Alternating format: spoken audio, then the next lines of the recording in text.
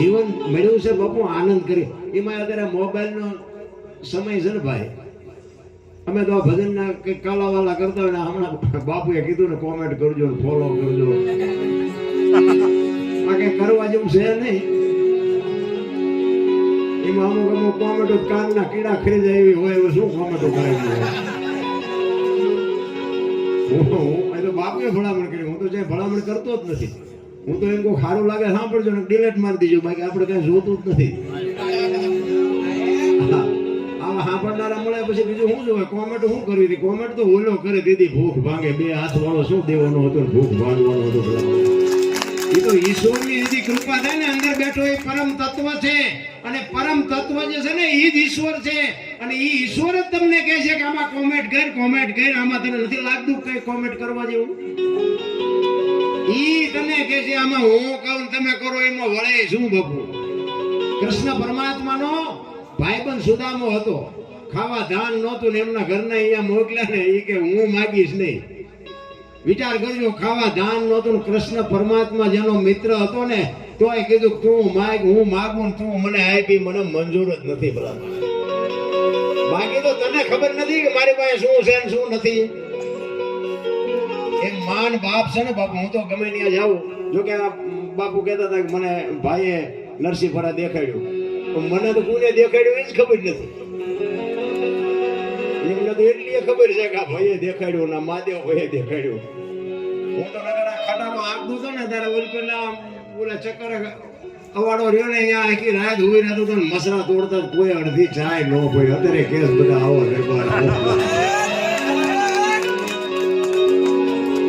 એટલે કહેવાનું મારો મિનિંગ એ છે કે આ તમારી અને મારી બાપુ ઓળખાણ શેની છે? જો આ બાપુ માણસાએ મેં તમને કઈ આપી નથી દીધું, છતાંય તમને એમ થાય કે આપણે એક ભજનનો પ્રોગ્રામ છે, આપણે દરબારને બોલાવી, હું આવું તો જ ભજન થાય એવી કોઈ વાત નથી. પણ કહેવાનો મારો મિનિંગ એ છે કે તમારો મારો જે પ્રેમ છે, જે ભાવ છે, જે લાગણી છે ને, પ્રેમને વાચા હોત તો જગત જોગી બની જાત, હલકીને હિમાલય જાત, પછી ભગવા ફેરી ભૂદરા. પ્રેમ છે ને 88 નો મંત્ર છે. કોકના ઘરમાં ભડકા કરવા એને પ્રેમ ન કહેવાય, એ વેમ છે. ઘણા એને પ્રેમ કહે છે. પ્રેમ નથી આ તો બજારા ટાટિયા નથી આમતા એટલે તમારા હેઠ બેઠા છે.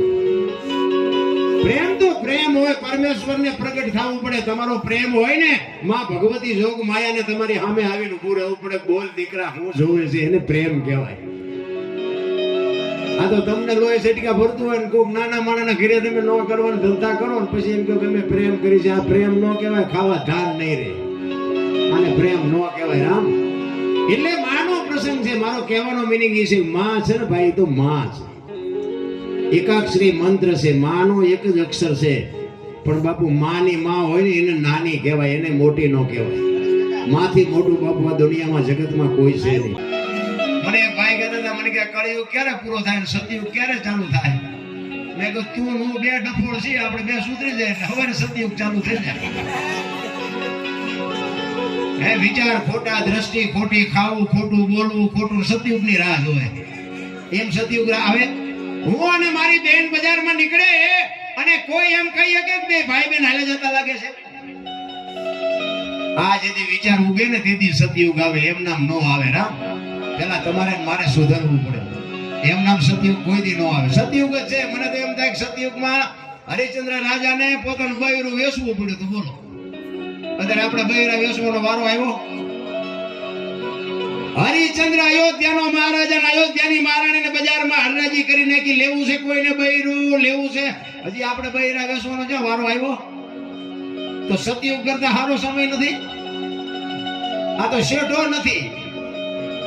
આપડા ગઢા ટાટિયા થોડી થોડી મરી ગયા. અત્યારે આપણે બીડી લઈએ તો લાવો તો ઓંડાને ચાવી લાવો તો આ કીક મારી ટાટિયો છે જમીનદારે દાડવાનું નથી. આટલો સમય છે તો શું જોવે છે એ નથી ખબર પડતી. હમણાં મહાદેવભાઈ કહેતા હતા કે બોલા શું કરવાના હે? અડદિયા કે બનાવવા ખવાય એટલું ખાઈ લેજો. અત્યારે ખાય એવું મળ્યું છે. હા છોકરા કાજુ બદામ ને વગડ કરે. બોલો આપણને પાર્લે નથી જોયું. પાર્લે હાટું ધૂળમાં ગલોટિયા ખાવા પડતા. સમય જીવવા જેવો છે. જીવતા આવડે તો, ન જીવડતા આવડે તો પછી કઈ એમાં ભગવાન કઈ હેઠો ઉતરવાનું નથી. મને એમ થાય ભગવાન તો આપણી હારે છે પણ આપણને દેખાતું નથી. 100% વાત. મને તો એમ થાય કે આ હામે બેઠા એ મારા ભગવાન છે, હું બોલું છું મારો ભગવાન સાંભળે. તમને આમાં ન દેખાતું હોય તમારો પ્રશ્ન છે, મારો પ્રશ્ન નથી. મને દેખાય છે કે આ મારા બેઠા હામાં મારા ભગવાન જ બેઠા છે, મારા ભગવાન, હું બોલું છું મારો ભગવાન સાંભળે છે. એટલા માટે માનો પ્રસંગ છે. માં છે ને ભાઈ, માં છે. મોઢે બોલું માં હાથે નાનપણ સાંભળે એ મલક બધાની મજા પછી કડવી લાગે કાગડા. હું તો બેનો બેઠા એને ખાસ કહું કે તમે શક્તિઓ છો. તમે ધારો તો આજે બાળીને ભસ્મ કરી દે તાકાત છે તમારામાં, પણ બાપુ જે અત્યારે ફેશને દીવ ઉઠાડ્યો છે ને એ કોઈને કીધા જેવું નથી રાવ. માં છે એ તો માં છે. એક તમે વિચાર કરજો, ઉદરમાં સંતાન હોય ને બાપુ, જેવું તેવું બોલાય નહીં, જેવું તેવું ખવાય નહીં, જેવા તેવાની હારે બેહાય નહીં બાપુ, આનો પ્રભાવ સંતાન ઉપર પડે. આવું આપણા ગળીઠા કહેતા કોઠા હુજની વાત કરું છું. હારા સંતાન બાપુ એમ બજારમાં નથી મળતા, બધાને હારા જ જોવે, પણ ધરાવીને ધાનનો નીપજે, કુડવીને માડુનો હોય, જીહણ જકરા નીપજે, જેની જનેતા હોથલ હોય, હારી માં વગર બાપુ હારા સંતાન કોઈ દી ન થઈ શકે. હું તો એમ કહું કે ઉદરમાં સંતાનનો વિકાસ થતો હોય અને બાપુ દીકરાનો કે દીકરીનો જન્મ થયા પહેલા એ 5-5 પાના રામાયણ કે ગીતાના વાપરજો. જો આપને ટેકો દેવું સંતાન ન થાય તો આપણે ભજન ગાવાનું બંધ કરી દઈએ. આજે એવા ગંગા સતી ને પાનબાઈ જેવી દીકરીઓ થાય, ગોપીચંદ ને ભરતરી જેવા દીકરા થાય, નો થાય એ વાત ખોટી છે. પણ વહુ હારો ભેગા પાણીપુરીઓ ખાતા હોય ત્યાં કેવી પ્રજા થાય. સંસ્કારની વાત જો સંસ્કાર બજારમાં મળતા હોય તો ઉભા વાડા જેવા રખડે પૈસા વાળા છોકરા. 40 વર્ષના ત્યાં કોઈ દીકરી નથી દેતું, પૈસાથી બધું મળે છે. સંસ્કાર તો બાપુ માના હૃદયમાંથી મળે, માના લોહીમાંથી મળે, માના ધાવણમાંથી મળે. એક છત્રપતિ શિવાજી મહારાજ જીજાબાઈના ઉદરમાં હતો ને, વિચાર કરજો, ગીતા અને રામાયણ તો ઓગાળીને પાઈ દીધી હતી કે મને ભગવાન દીકરો આપે દીકરી આપે, મારું સંતાન માય કાંગલું કોઈ દી ન થાય, આવી કુમારી માને હોવી જોઈએ.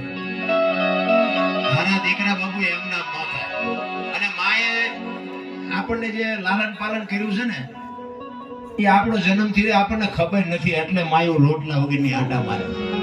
હું તો એમ કહું, હાથનું ટાણું હોય ને માં બેઠી હોય ને, કોક દીક જઈને કહેજો, માના ખોળામાં માથું નાખીને પૂછજો, માં મારો જન્મ થયો તેથી તને કેવી વેદના હતી. કોક દીક પૂછજો તો ખબર પડે કે માને વેદના કેવી હતી.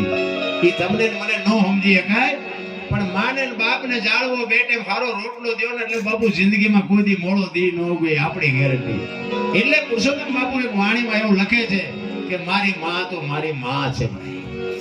સંતોએ બાપુ માની ઉપમા એવડી મોટી આપી છે, આ તો તમને મને નથી ગળે ઉતરતું, બાકી માં તો મહા છે.